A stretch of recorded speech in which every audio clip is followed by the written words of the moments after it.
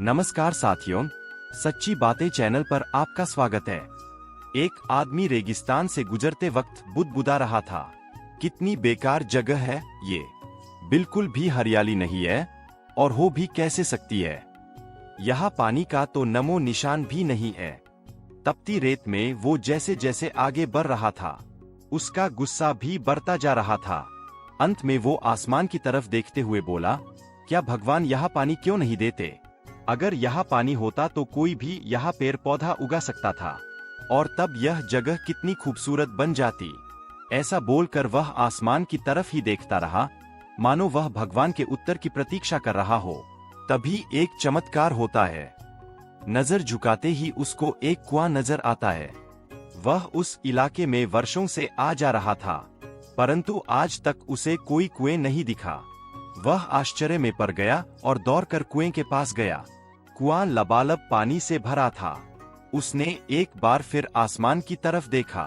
उसने पानी के लिए धन्यवाद करने के बजाय, पानी तो ठीक है, लेकिन इसे निकालने के लिए कोई उपाय भी तो होना चाहिए।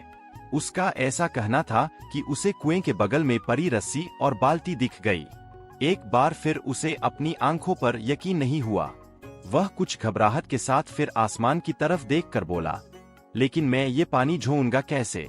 तभी उसे महसूस होता है कि कोई उसे छू रहा है। पलट कर देखा तो उसके पीछे एक ऊंट खड़ा था। वह आदमी एकदम से घबरा जाता है। उसे लगता है कि रेगिस्तान में हरियाली लाने के चक्कर में न फंस जाएं, और इस बार आसमान की तरफ देखे बिना तेज रफ्तार से आगे बढ़ने लगा। अभी उसने 2-4 कदम ही बढ़ाया था कि उड़ता हुआ पेपर का टुकड़ा आकर उससे चिपक गया। उस टुकड़े पर लिखा था कि मैंने तुम्हें पानी दिया, बाल्टी और रस्सी दी, पानी झोने का साधन भी दिया। अब तुम्हारे पास वो सब कुछ है जो रेगिस्तान को हरा भरा करने के लिए चाहिए। अब सब कुछ तुम्हारे हाथ में है। आदमी एक क्षण के लिए ठहरा, लेकिन तुरंत आगे बढ़ जाता गया और रेगिस्तान कभी हरा भरा नहीं बन पाया। दोस्तों, इससे हमें यही सीख मिलती है। कई बार हम कुछ चीजों को अपने मन मुताबिक न होने पर दूसरों को दोष देते हैं।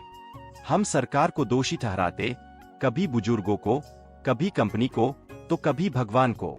परंतु इस दोषारोपण के चक्कर में हम इस सच्चाई का अनदेखा कर देते हैं कि एक इंसान होने के नाते हम में वो शक्ति है, हम अपने सभी सपनों को साकार कर